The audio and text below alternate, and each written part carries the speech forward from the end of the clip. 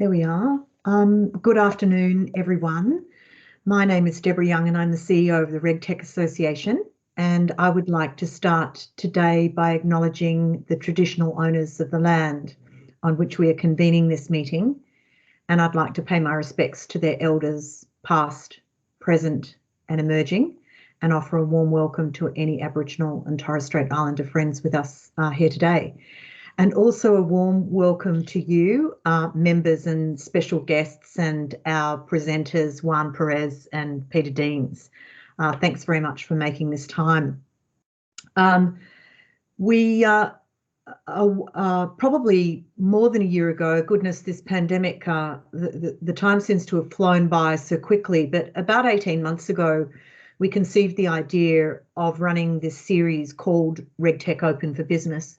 And it was really twofold for the program, the reasons for the program. One was so that we could send out very clear signals, is that RegTech is well and truly open for business despite the pandemic. And the second reason for running these was it offered members to support other members in a very practical way. And so involving peers to actually help us deliver these programs is a very important part of what we do, and it aids the connectivity and ability for the industry to collaborate. So today we're actually going to be talking about legal risks for SMEs, and in a week or two we're going to be doing another session on Sales 101 and how you might integrate a sales function into your organisation. So all of these topics are meant to help and support you as you grow your business. This week we're about to do something quite significant, and that is to launch an annual research report. It will be launched to members on Thursday. And what was significant is that 2/3 of the RegTech surveyed in that report have shown extremely strong revenue growth through this past period of the pandemic. And so what that means is that we want to run programs like this that provide people with access to tools and ideas and thoughts and themes and sharing that can actually bolster your business and to help it ride the crest of this wave that we appear to be on, and to help you to grow a sustainable business. So it is my great pleasure to hand now to Peter Deans. Peter is a former Chief Risk Officer. He retired, or he said he retired. I don't think he really retired. He retired from the role in May 2019 after 7 years as the Group Chief Risk Officer for the Bank of Queensland. And he's had a finance career for over 32 years. Peter now undertakes selected risk and strategy advisory engagements in financial services, corporate, and in the startup and technology sectors. He's also currently chair and non-executive director of the Mayer Financial Group, which is owned by KKR and HPS Investment Partners, and a non-executive director of Trade for Good. And most importantly, and most relevantly, he is a board director for the RegTech Association. So welcome, Peter. Peter's actually the creator and founder of 52 Risks. Sorry, I should have mentioned 52 Risks management framework, and he's going to talk a little bit about this today. So he's going to kind of kick us off, and then we'll hear from Juan a little bit later, and there'll be a Q&A a little bit later too. Thanks, Peter. Welcome.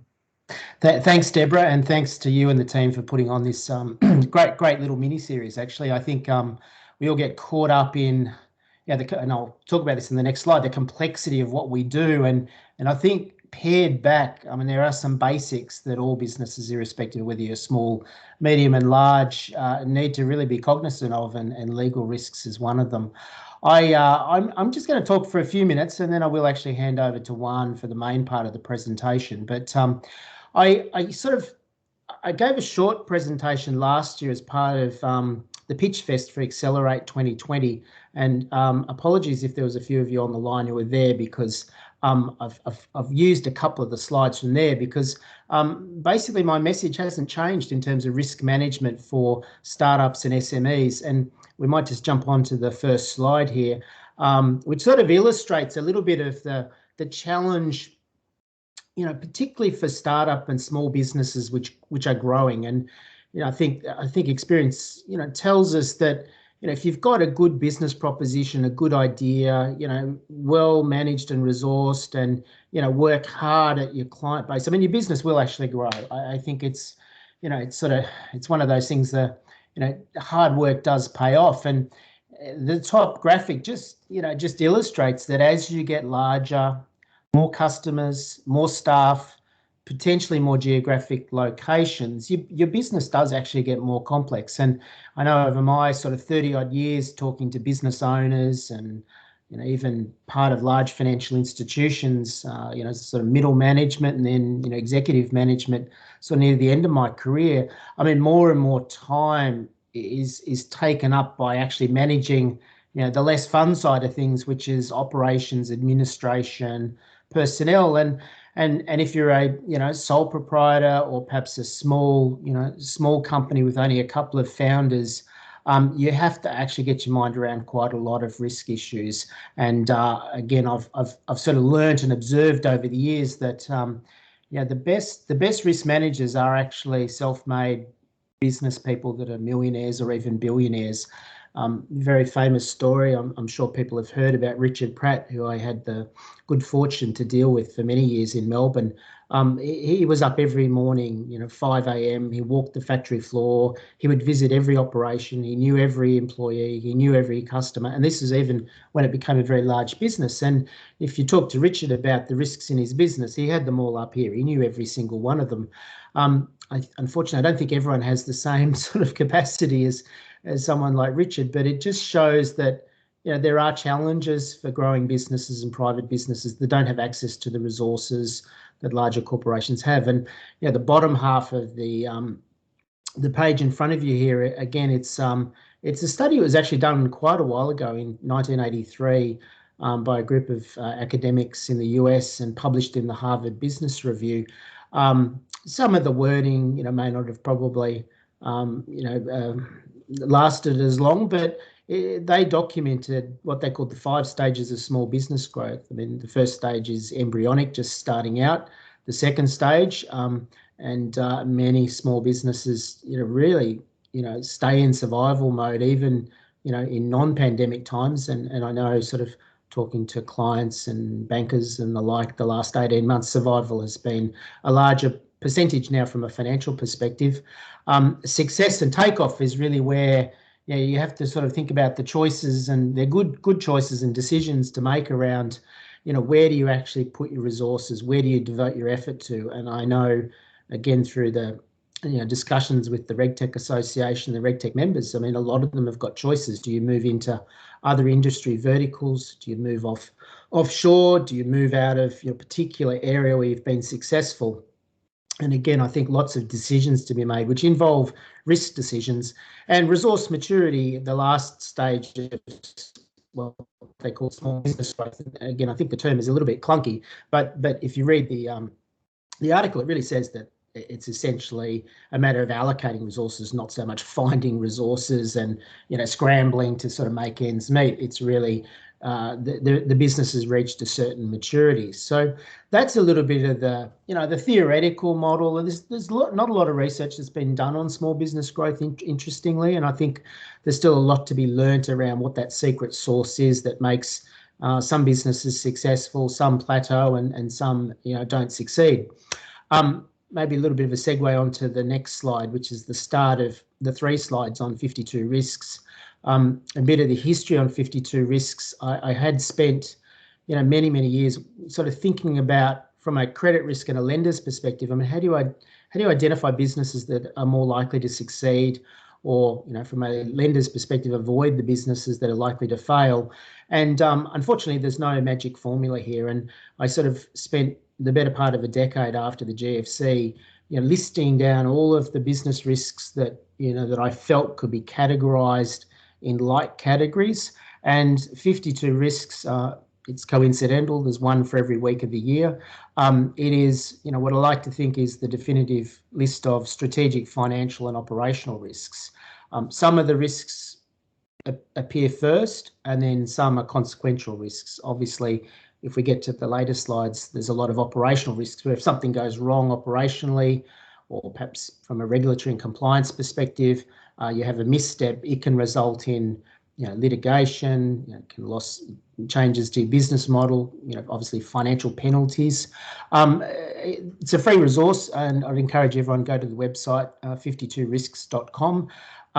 It's a way of just trying to help explain to businesses how to think about risks, and also make sure you don't miss any. If we just jump on to the next slide of financial again, it's a fairly, I'd call, familiar list of risks that people be well aware of. But interestingly, in this sort of times of pandemic world, it's actually been two very, very what I'd call old school risks, which have been the number one and number two problem, which is revenue and cash flow. There's been businesses obviously had labour supply, employment issues. They've had supply chain issues, but fundamentally the majority of the business risks that businesses have had to deal with during the pandemic has simply been revenue and cash flow. And obviously for those businesses which are either dealing directly with more heavily impacted ones, such as education, hospitality, tourism, transport, very, very significantly affected. But also there's been many businesses not directly impacted but indirectly impacted because they've lost customers that were perhaps buying products or services from them who were in those industry sectors as well. So the list of financial risks, again, it does depend on the nature of the business a little bit, which ones you're more focused on. And then moving on to the last slide before I hand on to Juan, operational risks. I always got a little bit of comment about this one. Gee, this seems a lot. And I say, well, any business, small, medium or large, actually has a lot of risks. And if you spend some time to look through them all, I'm sure you'll be able to relate to many of them. It will be a neat segue into introducing one, because litigation risk is listed here, and I have a separate risk, which is regulatory and compliance risk, which obviously overlaps with the potential for litigation and expense and so on related to that. I think a lot of the RegTech Association membership really comes out of wanting to find better solutions to manage a myriad of regulatory and compliance risks. So that was all I was planning to say, and I'll give a very short introduction to Juan and then hand over to Juan as well. And that is just the infographic, again, free to download from the website, and I encourage you to just hand it around. The best thing about risks is, is just talking about them. Actually, you don't necessarily need a methodology for many businesses. You just need to sit and, somewhat laboriously just tick them off one by one, that you've got your mind around them, that the risks are being managed. Anyway, with that, I will finish. I'll hand over to Juan. I first met Juan in Perth over a decade ago now. Juan was working at Bankwest at the time. Juan has spent a lot of time both within larger financial services firms as well as outside in his legal practice. I think if you've got any questions about some of the big remediation programs and some of the Royal Commission issues for financial services more specifically, I'm sure Juan would be happy to talk about it. But the purpose today is to really help help small to medium-sized members in the RegTech Association, and obviously all of our members have got other business interests as well, to help them answer some simple legal questions. I did promise one legal joke, so I'm going to do that first to just really get off to a great start. What's the difference between an accountant and a lawyer? The accountants know that they're boring. With that segue, Juan is not a boring lawyer. I know him well. I have worked with him for many years. So with that introduction, Juan, over to you. Thank you, Peter. I owe you a lawyer joke for your lawyer joke. I should ask, hands up, you can use your hands up channel up the top if you're actually currently at home with home restrictions on. Able to on lockdown. Yeah, it's all coming up. Here we go. It's quite amazing. So to me, that explains why you took time out of your day to come and hear a lawyer talk. What else are you going to do? But thank you very much, everyone, for joining me today. It's a real pleasure. Now, just a bit of an overview today. Obviously, we're going to go through the top legal risks for SMEs. We're going to focus on 3 in particular, but there are others. So at the end of today's presentation, I'll walk through those as well. You just go to the next slide, please, Hon. I should also say, firstly, thank you, Peter, for your great introduction. Also, thank you, Deborah, Alison and Hong for asking me to present today. It's been a while in the making, so it's great to get this series up and running, the Open for Business series. Also great to see some old friends. I won't name them and shame them, but some old friends from banking have joined us today as well. So it's great to see you with us too. So our introduction quickly to Quest Legal. We're based in Sydney and Perth. Our home base is in Sydney, but we also have an office in Perth, but we have clients around the country and around the world, even Mexico, Singapore, the US and Canada as well. We're a fixed price firm. We don't charge for phone calls, but we develop a relationship with our clients and then we quote for the work as it comes through. And we specialize in technology, in intellectual property, commercial law, licensing and franchising. The next slide, please, Hong. Thank you. So our why we set up Quest in the first place, why we do what we do. Essentially, the impetus was to leverage the corporate and finance background that I have, which Peter mentioned before. In particular, if you'd seen me 20 years ago, I'd started at Norton Rose as a commercial and intellectual property lawyer. I then moved into banking. So 15 years ago, you would have seen me very much in banking roles, both in-house and different, even non-legal roles, which included with Halifax Bank of Scotland. That took me to Sydney. At that time, meeting individuals like Peter, executives like Peter, other chief risk officers. And that gave me some great exposure into the running of banks and financial institutions, working with HBOS, Bankwest, and then CBA when Bankwest got acquired by CBA.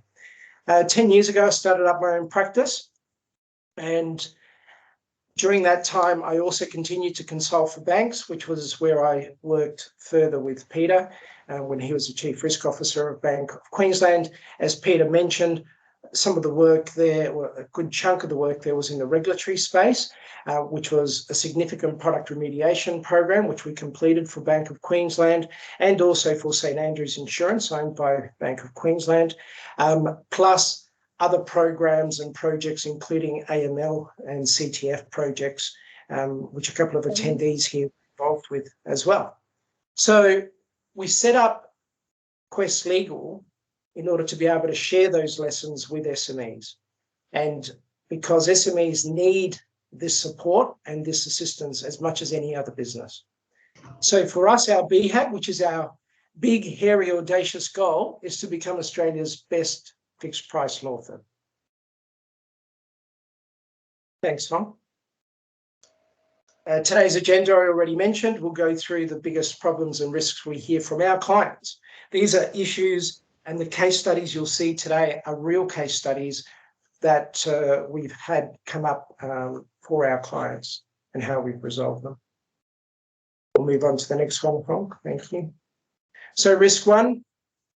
Risk one's disputes between founders or owners of the business. Now, when you saw Peter's 52 risks, you'll see that a couple of those were relating to partners or shareholder risks as well. And that is relating to this. So hands up if you're in business with someone else. Right, seeing quite a few come through, thank you. And you can see that if you click on the participants page, you can see a number of people putting their hands up, thank you. And keep your hands up if you've ever had a falling out. Now, some of you may not want to admit that, but if you've ever had a falling out with one of your partners, keep your hand up. And some of you have done that, thank you. And I appreciate your honesty with that. It's an unfortunate reality that when you're in business, you're in relationships, and it means you can have these falling outs. So let's go to the next slide in our first case study. Now, again, this is based on a real case study. This really happened, but we've changed the names, obviously, to protect our clients' confidentiality. So Call Me Comms Proprietary Limited is a telephony reseller and solutions company. It has 3 owners, a wife, a husband, and the husband's brother. The wife does most of the work in the business. It's often the case with smaller businesses that one party has either stretched out, left their job, and they've gone off on their own, and then the rest of the family help out. So it's often one partner or one person that's doing most of the work. And in this case, it's the wife. The brother-in-law does help out doing the books, so he has control of Xero, and the husband's a silent investor. Again, this really happened. The wife and husband unfortunately split up. They're now in a messy family dispute. And the husband and brother-in-law, they actually take control of Xero, take control of the bank accounts, and are able to basically shut out the wife, even though she's the one running the business, which is very difficult for her to now do. Well, on top of that, the husband and his brother start claiming wages, which they may not have done in the past, and then start paying themselves fees. So there's a drain of capital out of the company. It's not very long before the wife realizes that tax, staff wages, super, and suppliers haven't been paid. So a serious risk for the business and a real issue. So what do you do in that situation? What happened in this situation? We go to the next slide. So how do you dodge a situation like this? Now, there's a number of things you can do, but it could have been dodged or alleviated significantly right from the start had they had a shareholders agreement in effect. Now, a shareholders agreement is different to your constitution. Your constitution may have elements which could be relevant in relation to classes of shares and so forth, but it won't generally contain all the types of provisions and detail that you would have in the shareholders agreement. So it could have avoided a lot of the disputes as to roles, access to accounts, and so forth from a contractual point of view. It sets up the relationship and documents and clarifies the roles between the owners in the business. In particular, founder roles and financial roles and HR roles are all documented. In addition to that, it sets out the different classes, and if those classes of shares have different voting rights as well. Some may not have voting rights. Some may have preferential dividends. There can be a lot of different rules that you can apply to control how shareholders exercise their rights. There's also reserved powers. The reserved powers essentially are those items or business decisions which will require a majority or unanimous approval by all the shareholders or all the board. And that's very clearly set out in a shareholders agreement as well. Those sorts of decisions relate to decisions on employing management or staff, significant expenditure, leasing, the strategic direction of the business. Any big decisions, you can decide in advance how they need to be decided by either the shareholders or the board. It also deals with exit rights. If a party wants to exit, then making sure the rest of the shareholders have first right of refusal, also documenting how you manage those shares as well. There's a lot more in the shareholders agreement. That gives you a snippet of the types of powers and obligations set out there. The other thing is that call out the elephant in the room quickly. If things aren't going well, if you're feeling like this relationship is not going in the right direction, you need to call it out fast. And then if issues are coming out in respect of how funds are being directed, if you're seeing things that are just making you think this just isn't right, then act decisively. That can involve, unfortunately, even going as far as appointing a liquidator, if that's where it's got to, particularly if a lot of money is owed at that point. Now, going back to this case study, what happened? They ended up having to do that. We looked at whether they could appoint an administrator to come in and just start helping the business basically work through the issues. It wasn't possible. They had to basically pull the plug. So be prepared to wind up, be prepared to act quickly in these situations. If we just move on to the next risk, number 2, which is theft of intellectual property. So again, hands up, please. We use the hands up symbol if you've had an employee leave on bad terms.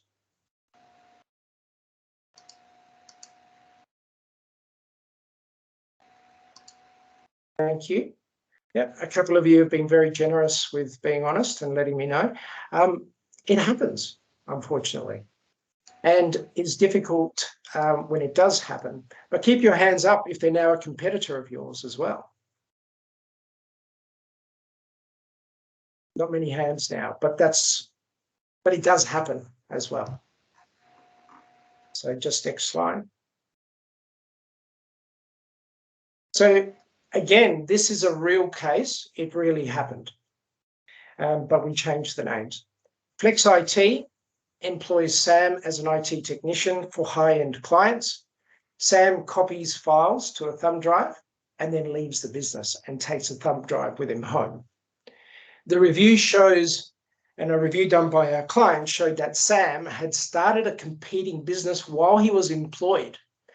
To make matters worse, he actually had that competing business enter into contracts with our client so that that competing business could supply our clients. So he was already diverting funds essentially through those supply agreements to his own company. And then once he's left, he has the audacity to start targeting our clients' clients.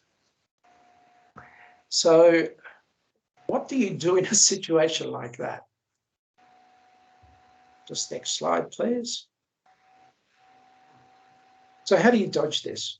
Well, step 1 is, do you understand what is your intellectual property and your rights in that situation? What is intellectual property? Now, intellectual property, the best way to describe it is a number of different rights that you have access to or you can register to protect any of your intangibles. Now, by that, let's call them clubs.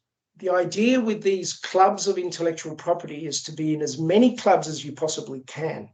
If you can be in the more clubs, the better. Most of the clubs that would apply to each of you would be trademarks, which is protecting through a registered trademark your brand. We'll go back to that with the next case study. Designs, patents, and copyright. Also confidential information. Now, if I give an example of what that would mean, for example, for a chair manufacturer, if you're developing a new chair, the name you give to that chair is your trademark, and the logos and so forth associated with your brand form part of your trademark. You can protect that. The look of and the design of the chair, how the unique look of it, if it's unique, can be protected as a design. Again, a registered design with IP Australia. If it has a unique mechanism for going up and down as a chair and being developed in a very novel way that no one else has created, this rising and falling mechanism, you can potentially protect that element as a patent.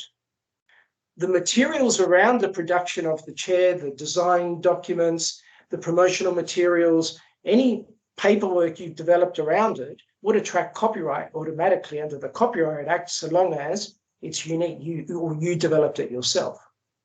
And then finally, any of your plans for how you're going to deliver this product, anything which is confidential or sensitive in nature can be protected as confidential information as well. For most of your businesses, that describes most of your intellectual property.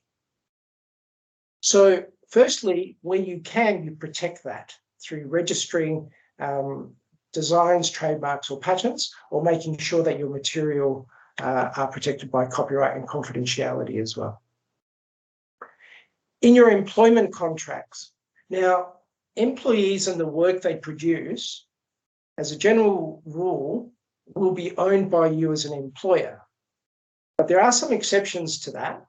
But as a general rule, that's the case. But that doesn't mean you don't include provisions to that effect in your employment agreement to remind them and to make it very clear that whatever they produce during working hours and potentially outside working hours, if it relates to your business, is owned by you. Again, if you're not careful, they'll go off on a little tangent of their own, produce their own technology relating to yours and commercialize that when they may have leveraged some of your own IP. So you have to be very careful with how that's worded. Also, the contract will normally have confidentiality provisions, which make it very clear that any information that they've obtained as an employee can't be used against or can't be used other than for the employment. Finally, restraints. Now, this is a whole significant area of the law, but I'll summarize by saying that as a general rule, restraints are seen by the courts and at law as being penalties, which means generally they're not enforceable. But they can be enforced by employers if they're seen to be if they are reasonable in order to protect the business interests of that business. And there is legislation in the different states which actually codifies this and puts into statute the common law position on restraints. So don't just assume that a restraint can't be enforced. We've actually enforced those restraints in the past if they're reasonable. If you try and put a restraint which is 5 years for the whole of the world, it's unlikely that's going to be found to be reasonable. But if it's 6 months, maybe even up to 12 months for a specified location within Australia, it may be possible to enforce that. I won't spend time on the rest of these points. You can read them there, but our client had monitoring systems which were used to be able to have evidence in respect of their employee. They acted very quickly and they told clients that that person had left and appointed a new manager to that relationship very quickly. Now, in this case, our client did issue proceedings and we were able to get orders, cease and desist essentially orders, to stop that individual from contacting our clients. But it was not a cheap process. It was expensive and a difficult process to go through for our client, but we were able to successfully achieve that for them. But you may need to achieve that. So in this case, had we not been able to do that, our client's business and livelihood was at risk. So it was a good outcome for our client in the end. If I move us to the third risk. Now, this is the risk of competitors using your brand to ride on your goodwill. Again, hands up. If you know of anyone using a similar name to yours in your industry or have previously used a similar name to yours.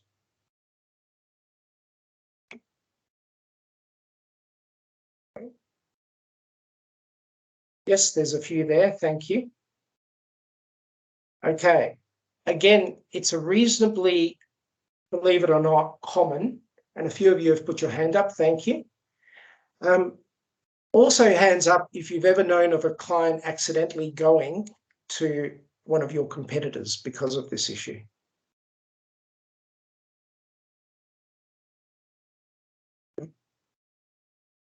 Again, unfortunately, we see it a fair bit in our industry. If we jump to the next screen, please.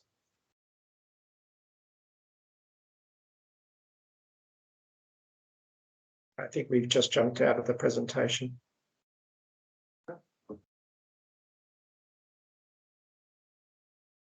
No worries, we'll get it back for you. No problem. Oh, there we go. I was just going to say we might have lost our connectivity. Right. So we're on the case study here, which is now, this is an unusual case. Our client actually gave me permission to use their name. So this is actually real, and this actually happened with this particular client. So the Forest Lakes Medical Centre has been operating as a medical practice for over 20 years. A kilometre down the road in the local shopping centre, which was called Forest Lakes Shopping Centre, a medical practice opened. They called themselves the Forest Lakes Surgery. Now, were they really cheeky in doing that? Well, they went into the shopping centre, right, called Forest Lakes. So why shouldn't we be able to use the name Forest Lakes? It's just a location. But what they didn't know was that our client, on our advice, and because they'd been using the name for so long, had actually registered the trademark some years before and had kept it maintained. Either way, patients started attending the wrong surgery. Hospitals started sending patient information to the incorrect surgery. So can you imagine if your confidential private details were sent to a wrong doctor or a wrong surgery? You wouldn't be happy about that. It's also a serious privacy breach and a real issue for our client. So what do you do to avoid that? So firstly, some of you will probably know this already, but registering a business name or company name just isn't enough. Unfortunately, you can quite easily simply add the word global or Australia to the end of a name, or make some slight tweaks to a business name and register a very similar business name to someone else's through ASIC. And if that happens and you call ASIC and you say, how the hell did this happen? They'll say, go and talk to a trademark lawyer. Basically, come and talk to us. So the only way to really protect your trademark and your business name is to register it with IP Australia, which gives you protection for up to 10 years, but you can, or for 10 years, but then you can renew it. And it gives you protection not just for that name, but for similar names as well. Now, with trademarks, it's first in, best dressed. So you've got to get in first. Only yesterday, we had a client approach us from an association who has an event.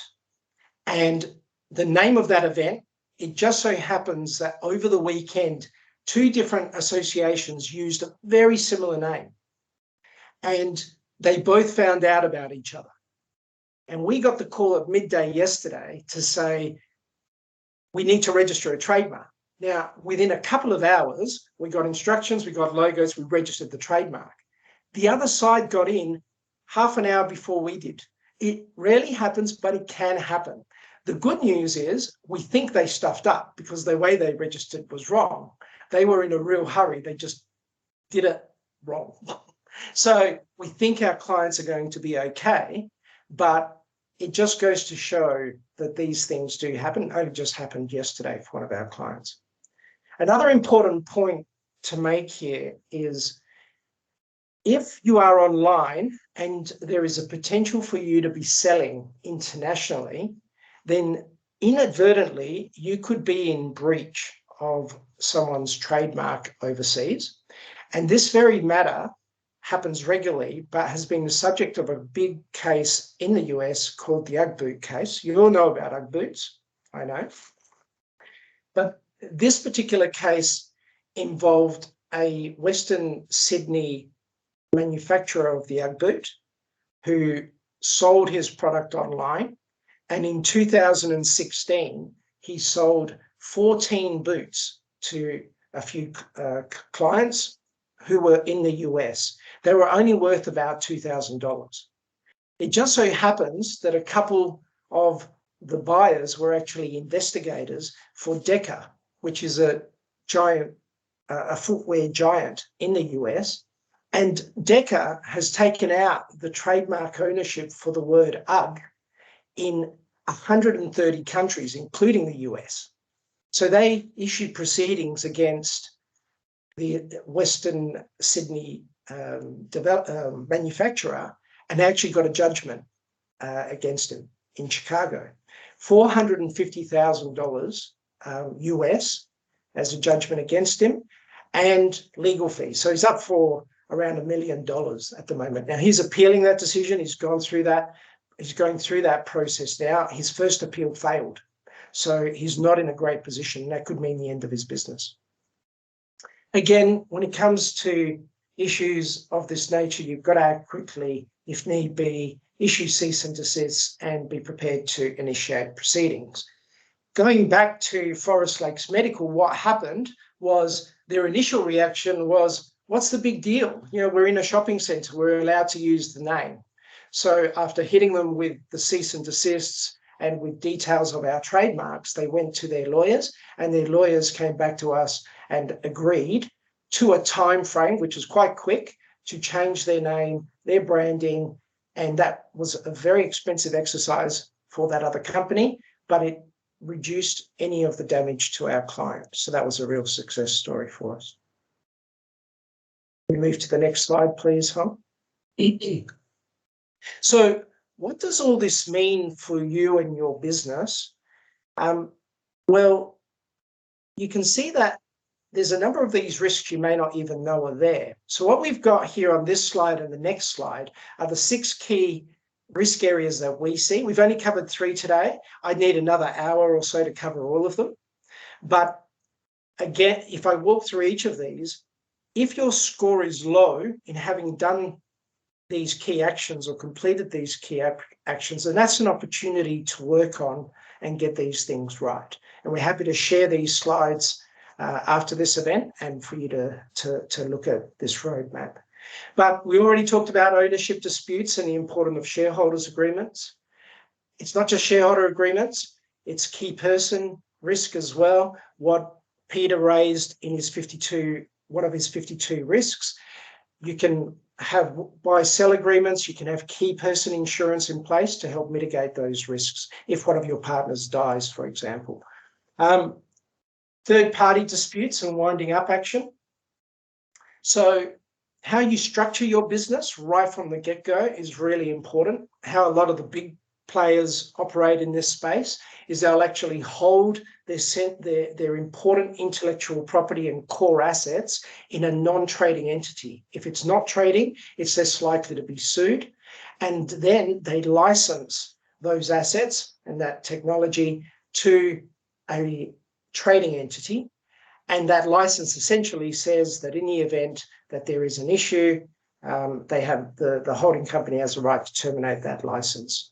There are tax consequences of how you set this up, so we prepare these structures working with our clients' accountants and business advisors. And part of this is making sure that it's all held centrally. If it isn't at the moment, and it's held in a number of different companies, pulling it together into one holding company can definitely have tax consequences. You have to be very careful with that because you're transferring assets, and that can lead to capital gains tax and other tax issues. Key risk number 3, relationship issues. We talked about some of these, but are your relationships all covered from an agreement perspective? Is there clarity of what happens in respect of your relationships if things go wrong? Your supplier agreements and your client agreements, including your end user license agreements. A lot of you are technology and software companies. So have you had advice and have you looked at how you're having your clients sign up to those EULAs? Because just having a box at the bottom saying you accept these terms and conditions where there's a hyperlink to it may not be enough to make it enforceable.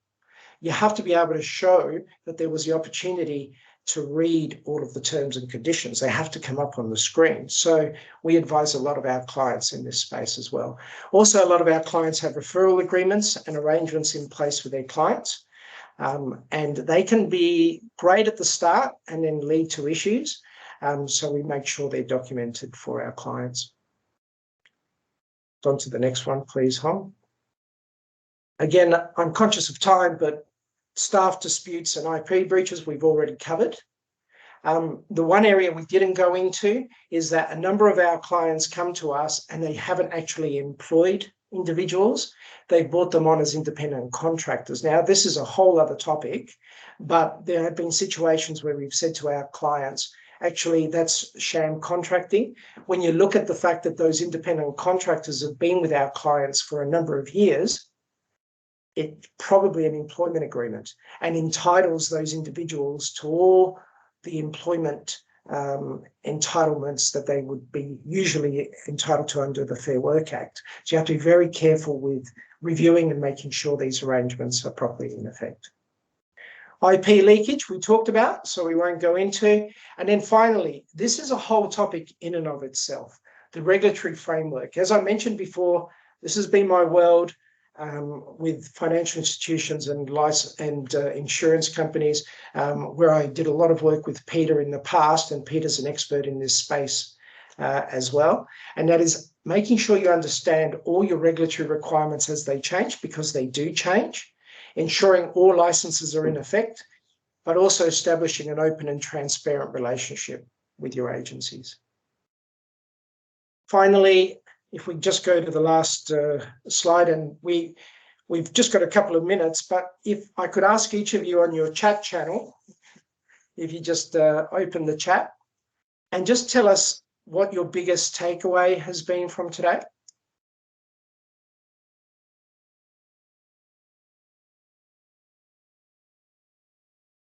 Juan, I think this question is the one I used to get as a CRO. It's like, what keeps you awake at night? It's a little bit of what keeps the small business owner awake at night from a legal perspective. Yes, that's absolutely right, and it might come out in some of the questions as well. And then the next question I'll ask is, if you can go to that. Thanks, Hong. What change you would make then to mitigate that big risk? What Peter just said, that risk of that keeps you up at night, based on what you've heard today or what you will hear in future sessions. If I go to the last slide. Again, if you have any questions on anything we've come up with today, please take note of my contact details. Give me a call. Very happy to answer any questions you have in the future or now. So I'll hand back to you, Peter and Deborah. Thank you. Thanks, Juan. Look, I think that's fantastic. I mean, just lots of things running through my mind that I think I sort of see from month to month. I mean, the employment agreements, shareholders agreements, you know, it's just, I think a lot of business owners, they sort of run out of time at the end of the days and weeks to get to this. And all of a sudden you've had a business take off. And then, you know, the IP and IT theft, I think that's very, very common still, irrespective of the size of businesses. I mean, Deborah, I might hand back to you. I mean, any sort of thoughts or observations? I mean, you talk to all of our members day in, day out, and where do you feel that the weak spots are or areas of concern? Yeah, well, I think the shareholder agreement one is interesting, and we've had feedback previously to suggest that shareholder agreements are pretty important, and that members might need a bit of help navigating through what those are. A few months ago, we did a presentation with a successful founder. He was not a RegTech founder, but he was a tech company, and he talked about shareholder agreements, and he talked about the icky bits around when it came to exiting the business. And so what had stood them in good stead throughout the growth of their business over 17 years seemed fine, but when it actually got to the pointy end is where some of the issues really started to emerge. One of the other things that we see a lot of, and there has been one incident, so I won't name any names, but there has been one incident. What I see a lot, having just, you know, entered the tech industry like 4 years ago, is a lot of use of brands. And by that, I really mean the logos. Is actually this willy-nilly banding about of other people's brands with absolutely no permission to do so. And so this led in one instance, and it was pretty innocent. Somebody put a slide up, one of our events, put somebody else's brand on there, and did so with a good heart. It wasn't meant anyway. Then they got the cease and desist that you're not to use our brand without permission. And so we're pretty careful now that when we talk to all of our RegTech companies, when they're about to present in our forums, we say to them, please don't use any brands, even if they're customers of yours. Doesn't mean, especially if they're a bank, it does not mean that you have permission to use their brand. So that's one thing. The other thing I would say is sometimes it comes down to size, right? If you are a RegTech founder, are you really going to take on somebody who's like bigger, hairier, and has more access to resources from a number of fronts? You're probably just likely to lay down and let it go. And then there's also been, just back to the intellectual property thing, I have also heard of, members being a little bit gun shy about presenting their solution, thinking that the idea or the concepts will get stolen. And so some of them can be a little bit gun shy. So I'm also careful to prepare our RegTechs by saying, please don't give away your intellectual property and your secret sauce in your presentations. You can say in very general terms how you're solving for the problem. And when somebody wants to get deep and meaningful with you on that, then have a non-disclosure agreement or whatever it is in place to do that. So that's typically what we kind of see from an association perspective. Juan, that point of using the logos, I mean, Deborah's touched on a very, very good point. I mean, all through the tech and startup universe all around the world, I mean, you see pitch deck after pitch deck and website with all the logos of customers and partners. I mean, is it that black and white that you need to have consent always for putting it on a website or on a document? Generally, it's best practice to do so. If you've had because it's not your intellectual property, but if you are simply just saying you've got a relationship with them and that's factual, then you can refer to that relationship.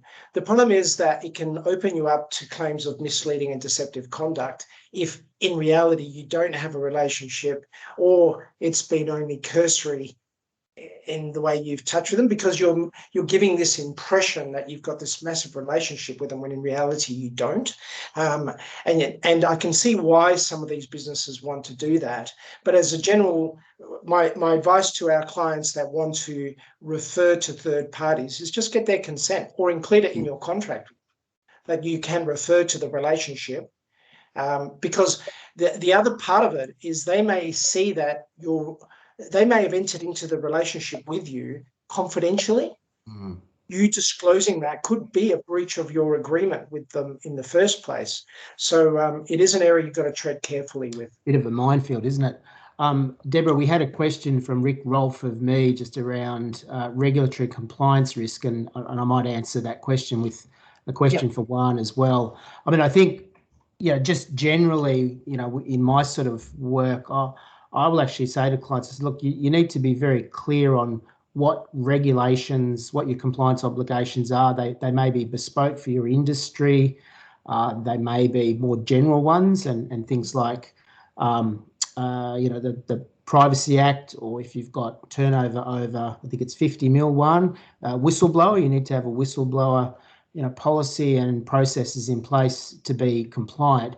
I think the challenge, and maybe this is the question I'm leading to with Juan, the challenge is how on earth do you stay across the myriad of regulation, which, kindly or unkindly gets called red tape. At the end of the day, any business has just a myriad of legislation they have to comply with, and it's changing every week and every month. I mean, Juan, how do businesses stay on top of this compliance issue of both ones they may know about or not know about?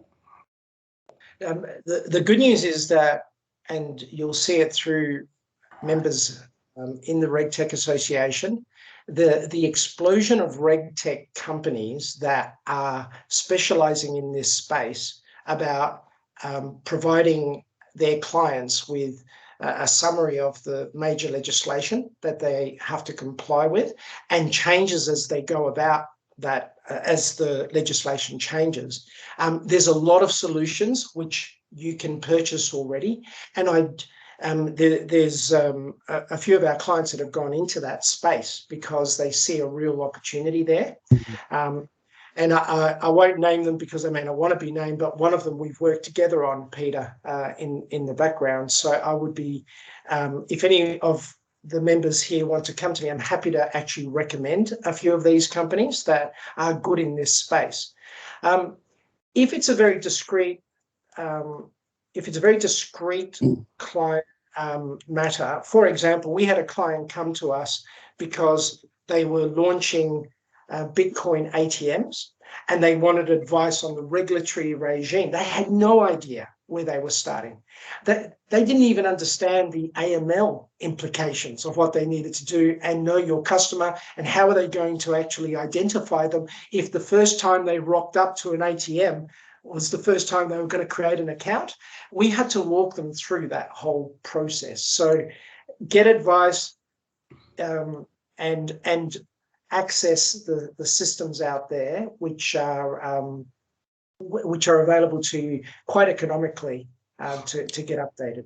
Yeah, and I think it's also another good related point of, particularly businesses when they just get started as a concept, they get quite a bit of momentum, particularly again in the fintech space. Not so much today, I think, but maybe 3, 4, 5 years ago, they'd actually been busy building things. They'd got money through the front door, ready to launch, and then someone's gone, oh, you've got a problem with the design, or this is fundamentally non-compliant. I mean, I think that's less likely to happen today, but I'm sure there's still a lot of founders and, entrepreneurs who are sort of, get up ahead of steam, very passionate about what they're doing, yet, probably just stop to pause to say to a Juan, for example, is there anything we've missed? Maybe that's also a bit of a lesson, not just like the legal risks, but more generally. I mean, Deborah, again, I don't know if you've got some perspectives from some of our sort of members that are at the more startup stage. No, but the association had something similar happen. We created an event. We named the event. It had already run a number of times. And then a very, very, very, very large company put on an event by exactly the same name. And it left me feeling a little bit powerless to do much about that, because it would have been very complicated, to address that. So I do have some empathy for those companies, especially if they're small. I do have some empathy for those companies. I've not heard of anybody. There have been a little bit in our space. There are some names that are very, very similar, especially when they're starting to use the word reg and things like that. So there are starting to be. I'm not aware of anything explicitly. But look, I did actually hear from a bank just recently, and it was a good learning in it. I said to this person, do you use our member directory? This person said to me, yes, I look at it every week, because what your directory tells me is all the things that I don't know. And it tells me, because I know all the main players. She said, I know all the main players in the industry in this particular thing, like I know them all.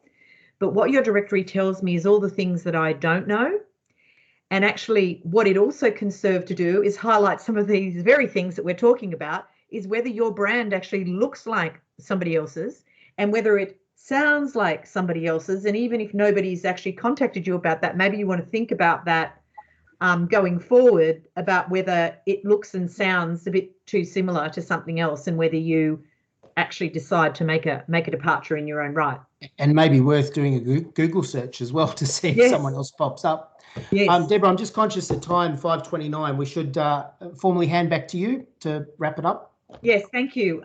So that was really useful, and I think it would have resonated with many of the people online today. So I want to thank the people that took the time to come today. And I do recognise that we are all suffering a little bit from fatigue. So we're trying to make all of these sessions that we're running very applied and very practical.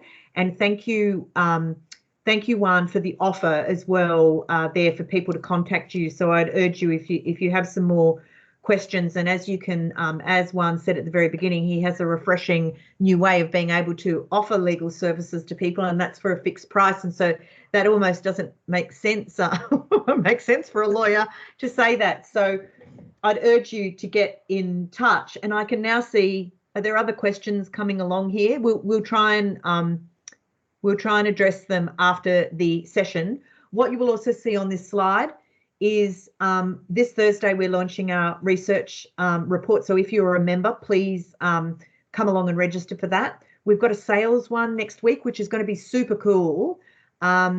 Actually telling us about how you integrate sales into your business. We're going to be running a session on ESG, so watch this space. I don't have a date for that yet. And then what you can see under that is actually a whole series of new RegTech edges, which we are rolling out. One of those on regulatory compliance, and I know there was a question on that today. So they are there. And I think that just about brings us to the end. There we go. There we are in all of our glory. Talking about the use of the brands. We have permission, by the way. So that's good news. And so I'm happy to wrap up now. I'll stay on for a minute or two in case there are any other questions, but otherwise that's the close of the formal proceedings. Thank you very much, everybody, for attending. Thank you